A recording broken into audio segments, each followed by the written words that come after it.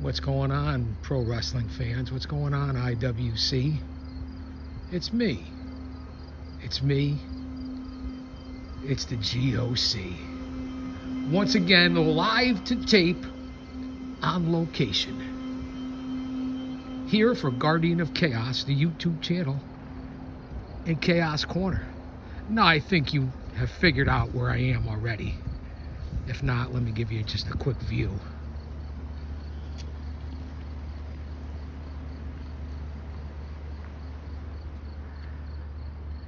Could always tell a lot about an area by the train tracks.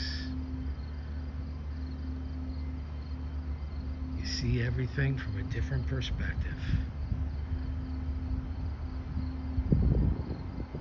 Let's turn around, see what's going on.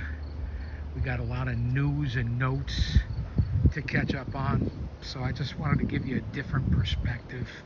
And yes, I'm on my way for those that are interested.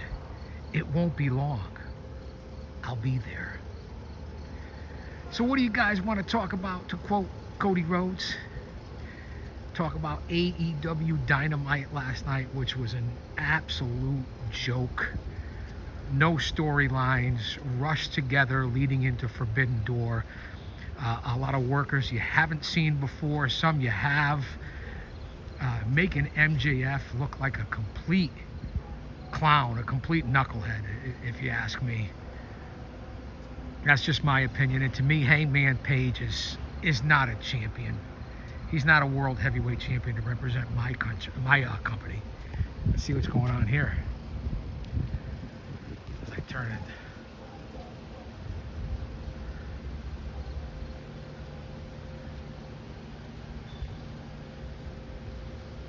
Always a warning sign. Warning, warning.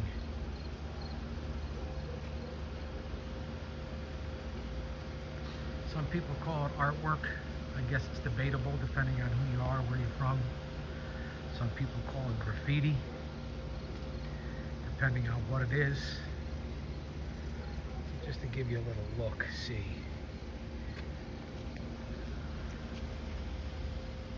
Of what's really going on here. So back to the IWC, AEW. These last couple years with AEW have been terrible. What they've done with MJF especially, that's just my opinion. And then to watch all these, ever since it seems like they really merged with CMLL and doing all the different Lucha Libre shows and what they're doing down in Mexico, they've thrown together all kinds of matches nowadays. 3-mans, 4-mans, 8-mans, 10-mans, 10 women, and it's become a lucha style company. I mean, that's just the way I see it right now. The storylines have left a lot to be desired, in my opinion.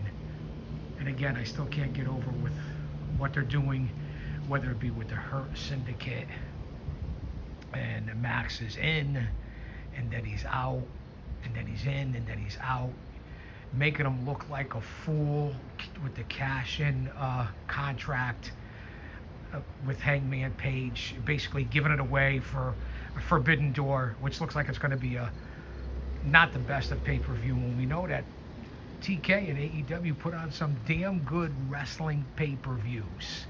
The weekly show has just... Listen, you went from 1.4 million in 2019, 2020 to now, I believe, you're happy with it's under 600,000. And don't think that it doesn't count, because it does. Ratings counts when it comes to contracts, TV contracts, media, the whole 9 yards. People underestimate that. Oh, it doesn't matter, the AEW sickos. Horseshit.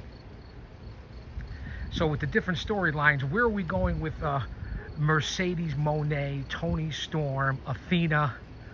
You know, Alex Windsor comes out of nowhere and now is the new flavor of the month. Where's Megan Bayne, as we're talking about the women's division right now?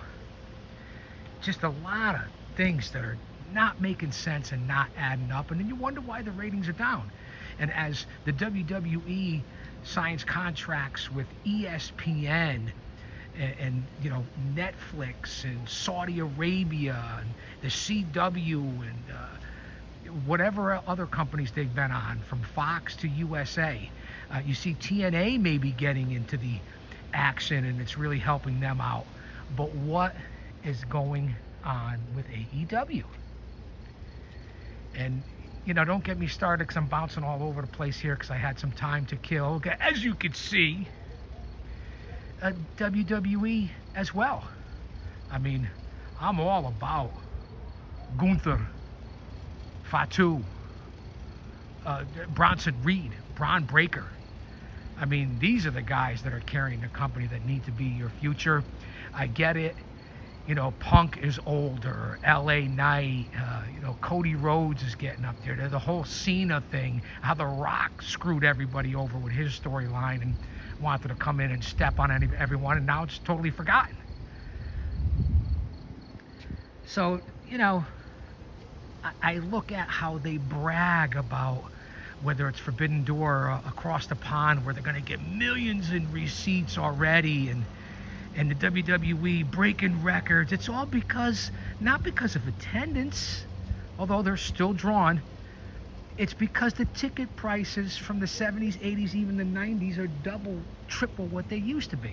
And that's why you could say that. And that's why you could sit here and say, oh, they're making money, breaking all kinds of records. It's false bravado, if you know what that is. That's what they're doing, including AEW. Especially when you're having residencies or your live shows are in front of 1,000, 2,000, maybe 3,000 people, and you're going to compare when every time WWE comes to town, getting 10, 12, 15, 20,000 big pay-per-views. Okay, AEW or PLEs, whatever the fuck you want to call them, AEW will have big shows where they'll draw 8 or 10,000 in Texas, or 12,000, or whatever they're going to draw of the O2 Arena, like 15,000. WWE's getting 30, 40, 50, 60,000. They do these 2-night events for the big pay-per-views. They're going to get twice as much. And I think that right there is a bunch of horseshit. 2 nights of Mania, 2 nights of SummerSlam. Next it'll be 2 nights of the Rumble.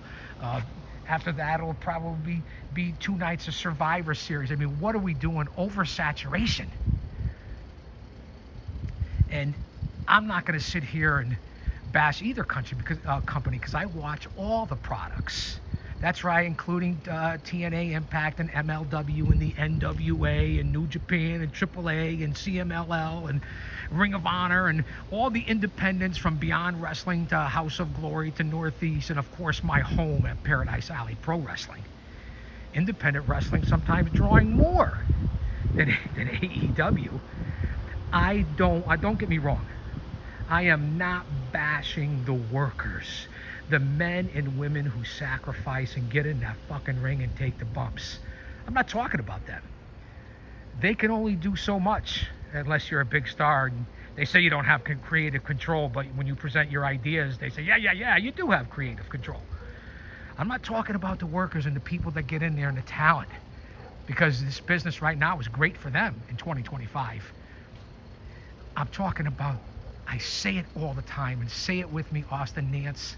Say it with me, OTS Tribal Queen. I'm talking about storytelling, emotional investment, ring psychology. I mean, what are we doing here? Because there's minimal of it. It's just not happening. And that's where I get disappointed as a fan.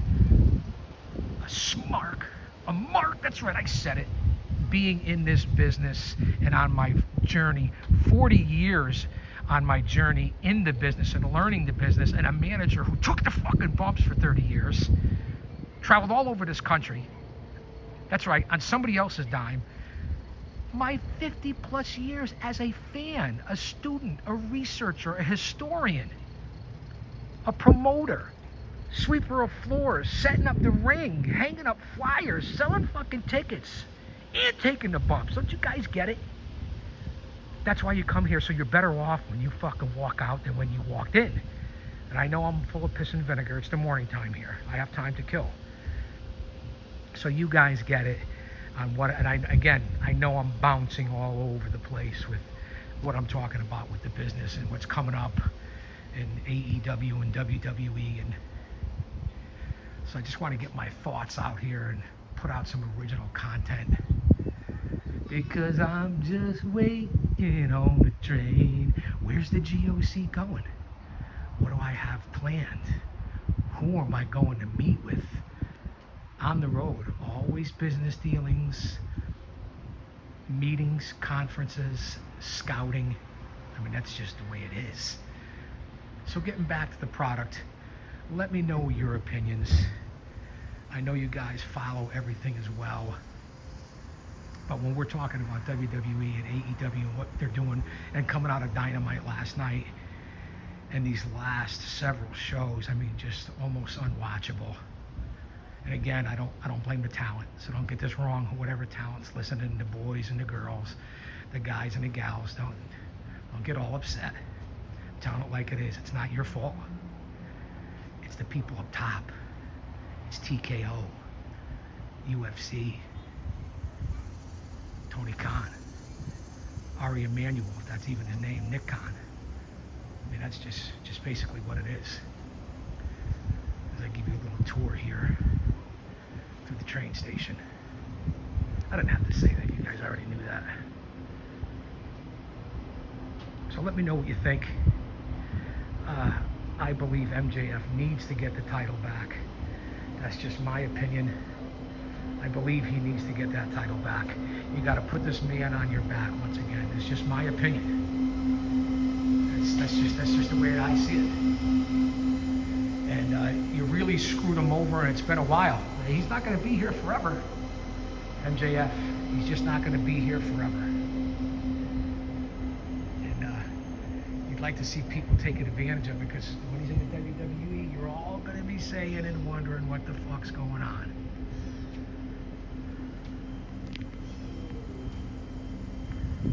Because that's what I'll be saying. Who knows what's going to happen with the tag team championships? They really have no big stars in the in the AEW.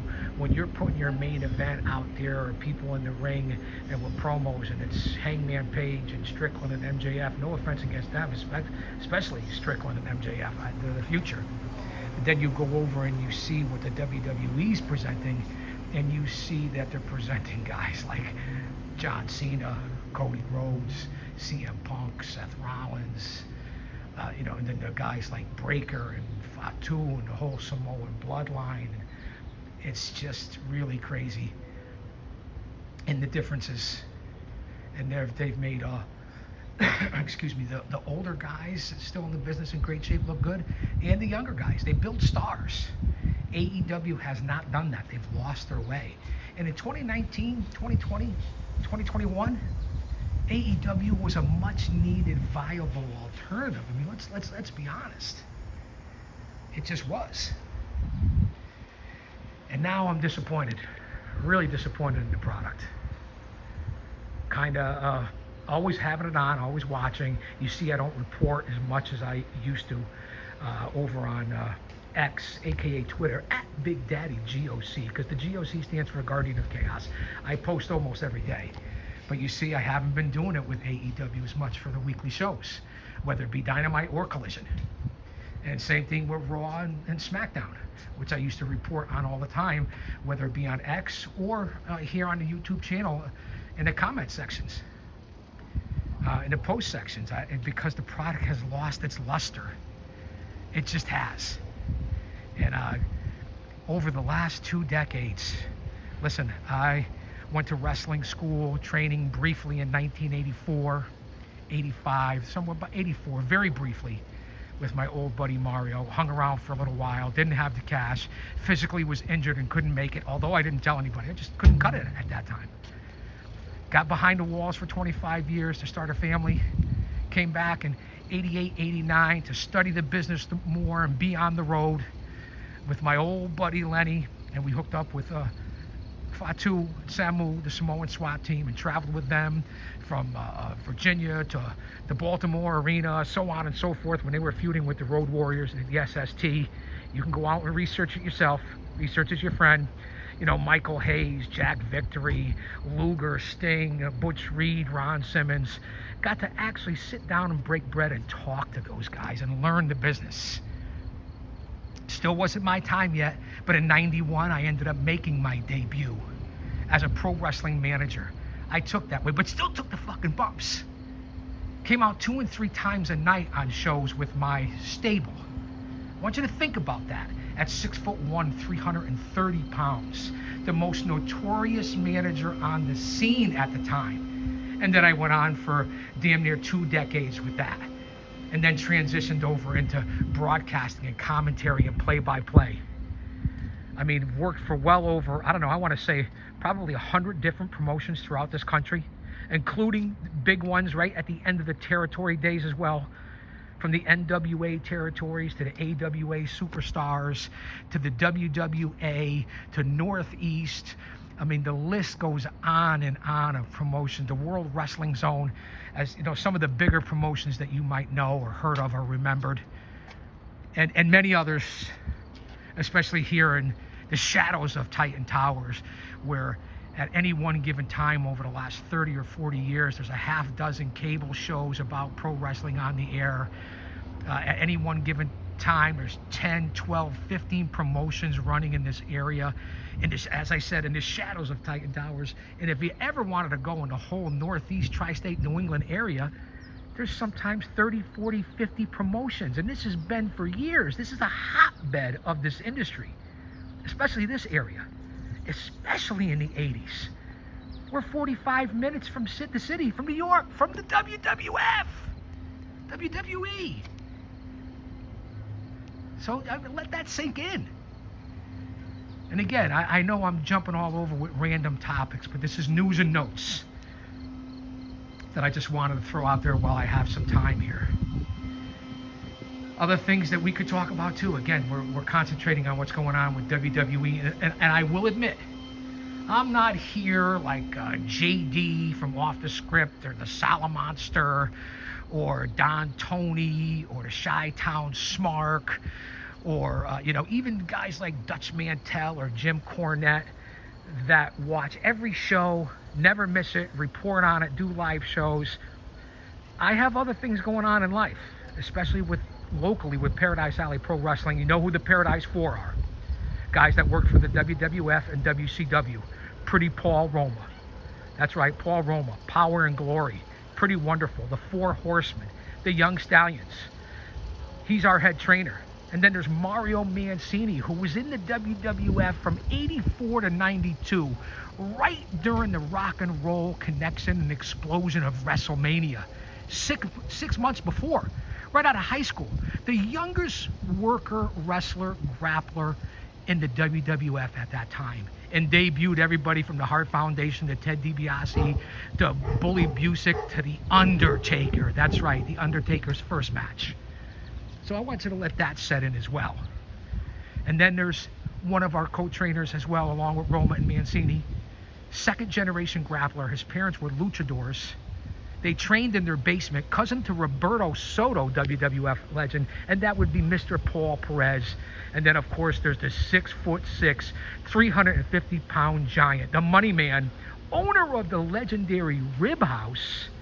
The Rib House, if you want your ribs in this New England, Northeast, Tri-State area, in the shadows of Titan Towers. And that would be big. Steve Tracy. Those are the Paradise 4. So I'm very busy with there, although I always have the shows on. I always record them. I always go back and watch them. Doesn't mean that I analyze it like these guys who are doing it for a living. I don't have to do it for a living. I was in the fucking business. I don't need to do it for a living. I do it out of love, motivation, and passion, as you can see. So those are the issues that I currently have with WWE, and again, what they're doing with billions. Who know a worked, choreographed, scripted, and I hate using those words, predetermined, the physicality, because the bumps are real, the money and the miles are real, of a entertainment, which was a sport, and they wanted to call it entertainment. Now they want to bring it back to a sport and put it on ESPN and Netflix. Who knew it would be sold to Saudi Arabia for like what, 100 million a year for 10 years, or signing a $5 billion deal with Netflix, and now billions with ESPN, NBC Universal, so on and so forth. And even what AEW has done with TNT and TBS and HBO Max, who knows? NXT is on the CW. You know, they've been on, obviously, USA for years. Fox, I mean, the Super Bowl commercials, movie stars. All the grapplers have become movie stars. I mean, it's really changed. Who knew? Who fucking knew all these years later? Entertainment. And it's worth billions when everyone said, oh, wrestling's fake. You're fake. Wrestling's fake. Get in a fucking ring. Take some bumps. Get on the road. And then come back and tell me if it's fake. I challenge you. I dare you. So, I mean, who just knew this is where we would end up all these years later? And for me, it's still about the 70s and the 80s, even into the 90s. Once we got into and I was still active in the business, taking the bumps in the early and middle 2000s, but that's when the business really went downhill as far as the product, not the talent. I am not talking about the fucking talent. And I apologize for the cussing. I'm not talking about the talent. I'm talking about the way it's presented. Can't argue with the results when it comes to money. Nice looking train station, right? We're about 20 minutes in. Again, impromptu. I just wanted to put out some information coming out of Dynamite, which I was really disappointed in. Last week, the week before, Collision. I mean, what are we doing here with Edge and Christian? This is how you present it in front of 1,100 people, 1,200 people. You couldn't wait to do it, to present it bigger. One of the biggest stories in the business right now, the reunion of Edge and Christian, or Cope, whatever you want to fucking call them. That's how you do it? And again, Hangman Page, not believable. All these different luchadors, which I love, Lucha Libre, but you got to present it in the right way. Bo Bandito, whatever the fuck they're calling Brody King and Bandito. Where?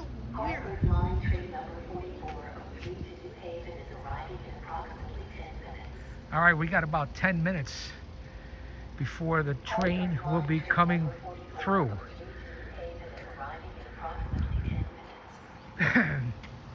And we're seeing on the unbelievable northeast corridor of the train station, the busiest corridor in the entire country. Just like I-95 goes from Maine to Miami, it's the same thing with the train stations here, which go from New England all up Maine through the New York City, through here in the Constitution State, and all the way down south.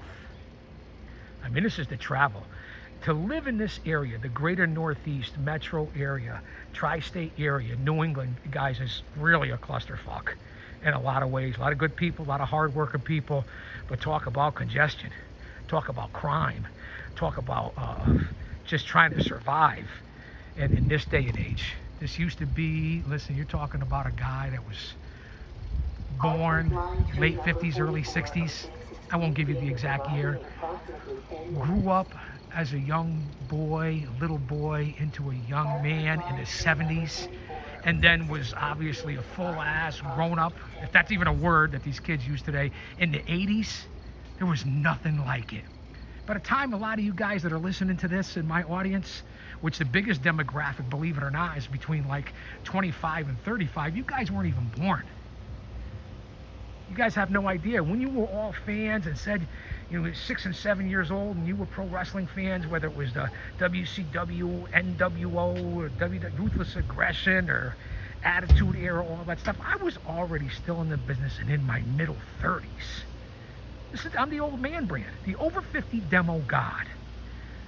So it's hard to relate sometimes, although, I'm old school guy with a new school mind, new school ideas, but with an old school soul. And man, there's nothing like the territory days as I bounce back to that, whether it be Mid-Atlantic, Georgia, Florida, Texas, Mid-South, the WWF in the Northeast, the AWA, all the way out to the Pacific Northwest, San Francisco, the LA Olympic Auditorium. I mean, man, there was no better time. The Garden. But don't forget, this is the home of the WWF. And again, I apologize here at just about 25 minutes, almost 30 minutes in, we'll be here, for bouncing all over the place. But this was impromptu, original content, getting some thoughts off my mind, and wanting to communicate with you guys. We have over 5,000 videos on this channel.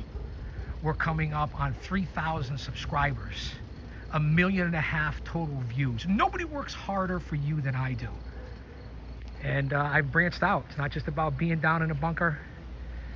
It's not just about Chaos Corner. I put a lot of face to the product, family, friends.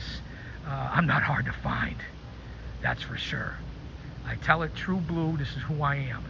And thank you to my mods, Austin Nance, the OTS Tribal Queen, for holding it down, keeping it real, and maintaining it.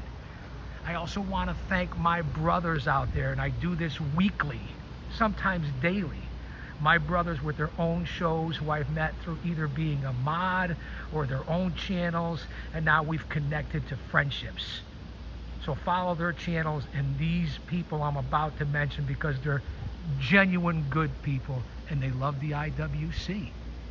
Hooligrim, are you out there, brother? Maybe I'm coming to see you, Hoolie. I am at the train station. Shout out to the Hooligrim. Also my brother Big O Gaming. My brother Big Otis. Otis, how you doing down there? How's it going? Subscribe to Otis's channel. And then of course there's my boy down there in Maryland, Hoodie Rob Baby, aka Funny Rob Baby. Subscribe to his channel. We also have the Midmo Smark. He's always here. And his brother, throw him up, Future, give us the double buy, the big man, Future. And then there's the consistent one way down there in Louisiana, Scripps, from the Scripps Wrestling Federation. Of course, my brothers over at the Wrestling Council, an excellent show that's been on for a long time on YouTube, Comic Book Bob, Hollywood, and Here's Johnny from the Wrestling Council. Follow these guys. You won't regret it.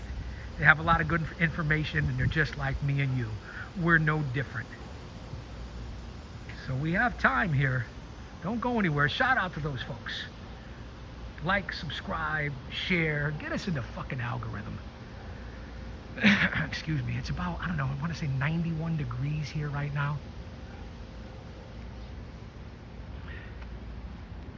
Let's see what's going on. There's the local transit that comes through the train station. Pretty nice train station for where it is. Tucked away. What else, guys and gals? I know I'm going around spinning fast here. The wife is going to say too fast, because we watch a lot of vloggers, a lot of videos, always doing our research and our homework. So I know a lot of people say that. So that's what I think of what's going on with AEW, the tag team division, Okada, Omega, the Unified Championship. What's going on with Okada? Going to be going up against Swerve, and boy, has he lost his luster lately, Swerve Strickland. I mean, he just has. You got to change it up. Same thing with MJF. You're blowing this, TK. Same thing with the Hurt Syndicate. Where are you going to get a tag team? Is it going to be FTR? Is it going to be Edge and Christian? I mean, what's going on here?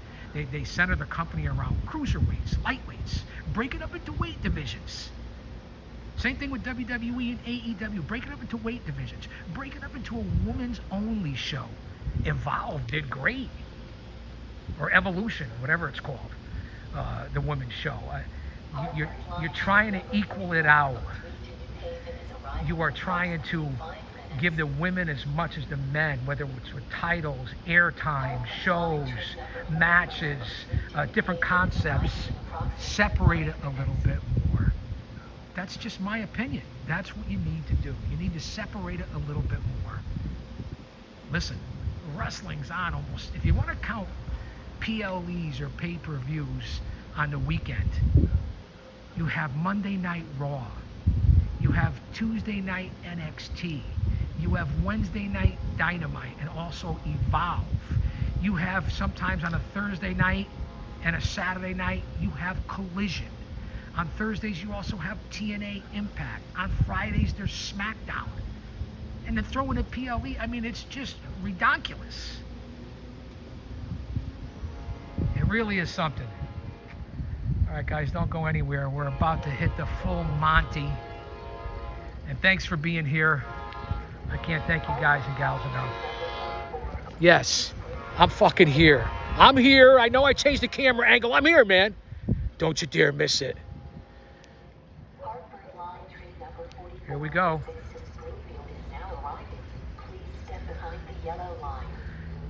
Safety first. Who am I going to see? Are you guys ready? Who am I going to see? Where am I going? Where is the GOC going? Here we are.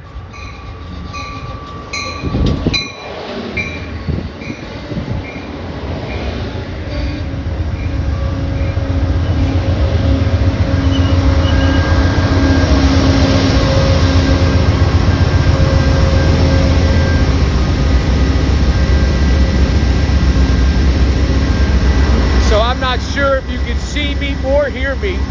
Not that it really matters. It's 90 fucking degrees out. Don't go anywhere. I'll be back with more content. I'm trying to get the right angle here. We're flipping it all around, baby.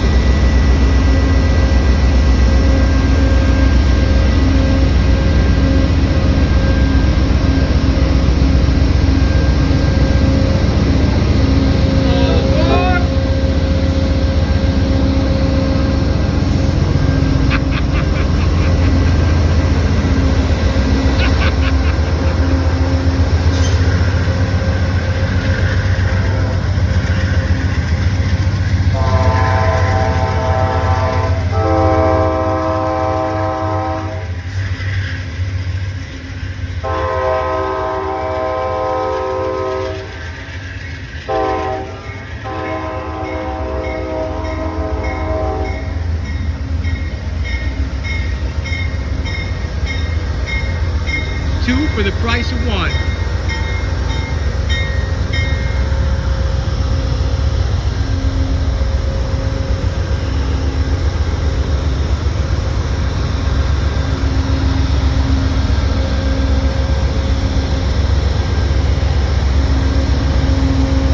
Wait, I'm on the wrong side of the tracks. I gotta catch that train. Hey, I'm on the wrong side of the tracks. I gotta go. Wait. I'm on the wrong side. I want to go southbound. Oh, shit. Hold on. Wait. Wait. Don't go anywhere. It's me. It's me. It's the GOC.